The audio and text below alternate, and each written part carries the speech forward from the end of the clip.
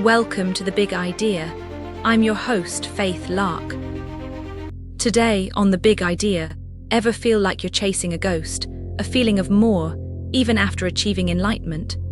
Today, we unravel the story of a man who saw the divine, yet still yearned for the silence, and the shocking sacrifice he made that could redefine your own spiritual quest.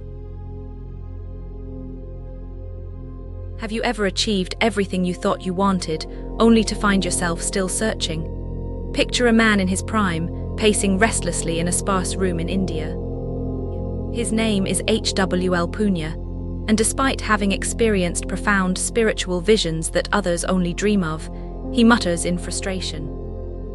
His eyes, deep wells of wisdom tinged with yearning, reveal a paradox that might strike close to home. Sometimes our greatest achievements leave us hungrier than before. Rewind 4 decades to 1918, in the bustling city of Gujranwala. An 8-year-old boy sits motionless, appearing lifeless to his panicked family. Young Poonja isn't dead. He's experiencing his first samadhi, a state of consciousness so profound that the external world has completely fallen away. His family shakes him, calls his name, even considers medical help. But Poonja has touched something beyond their understanding, a silence that will both haunt and guide him for the rest of his life.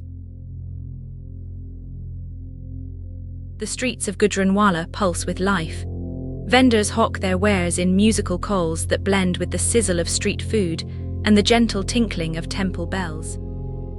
Vibrant fabrics catch the sun like jewels, and the air is thick with the perfume of jasmine and incense. But young Poonja moves through this sensory feast like a ghost. While other children play cricket in dusty alleys, he sits in temples, eyes closed, seeking that elusive silence he touched once before. His classmates mock him, his teachers worry, his parents alternate between concern and frustration, but their reactions only strengthen his resolve. As Poonja grows, so does his spiritual hunger. He throws himself into devotional practices with the intensity of a man possessed. His dedication bears fruit. Vivid visions of Krishna appear to him, filling his heart with divine love. But there's a cruel twist. Each vision, no matter how profound, eventually fades like morning mist in the sun.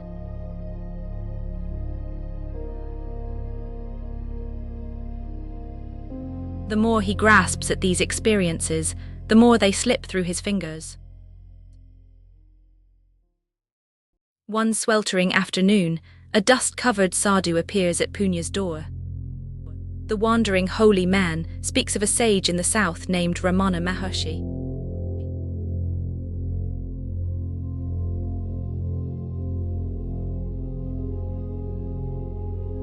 The words plant a seed in Poonja's mind. Could he have been searching in the wrong direction all along? The journey to Ramana Maharshi's ashram at Arunachala feels like stepping into another world. Gone are the elaborate temples and ritual chants Poonja knows so well. Instead, he finds simple stone buildings and an atmosphere of profound silence. The sage himself sits in quiet dignity, his gaze both penetrating and serene. For Poonja, it's both magnetic and terrifying. Everything he thought he knew about spirituality is about to be turned upside down. In a moment that would define the rest of his life, Poonja sits before Ramana Maharshi. Their eyes meet. No words are exchanged, but something profound shifts within Poonja's being.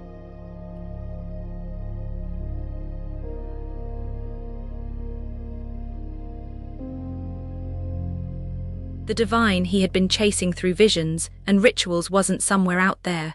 It was the very essence of his own consciousness. If you're enjoying The Big Idea, please like, subscribe, and scan the QR code for our free 7-day email course, Mental Models Mastery. Learn to make better decisions and think like Einstein, Da Vinci, and Socrates. Now back to the episode. But awakening doesn't guarantee an easy path. As Poonja begins sharing his understanding, controversy follows. His direct, uncompromising approach challenges traditional religious hierarchies. His controversial statements about women's spiritual capabilities reflect the societal tensions of his time. Yet even these missteps serve a purpose, showing how truth must sometimes clash with comfortable conventions to be heard.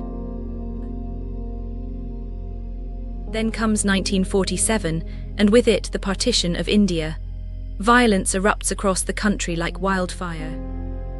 Poonja faces an impassable choice: stay near his beloved teacher or protect his family.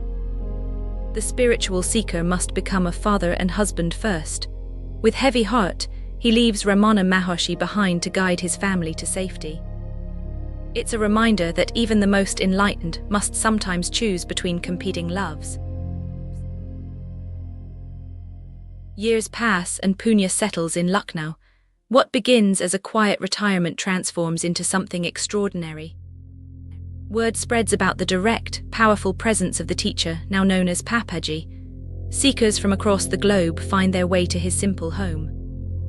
Among them are future teachers like Muji and Gangaji, who will carry his message to new generations.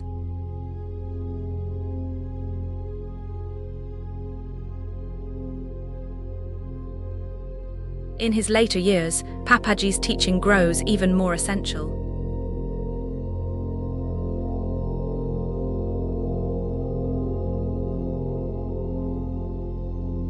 The restless seeker who once paced his room has become a lighthouse of clarity for others. Yet even at the end, he maintains that profound humility that marked his path, asking "Where is Buddha?" in his final moments. Here's what Papaji's journey offers you. The peace you seek isn't hiding in achievement, accolades, or even spiritual experiences. Like him, you might be chasing shadows of what you already are. His life poses a radical challenge. Can you stop? Not tomorrow, not after you've figured everything out, but right now. Can you recognize that the silence, the peace, the fulfillment you seek isn't something to attain, but your very nature? This isn't about adding another spiritual practice to your life. It's about seeing through the search itself. Papaji's journey from restless seeker to profound teacher offers one crystal-clear insight. The end of seeking isn't found in what you gain, but in recognizing what you've never lost.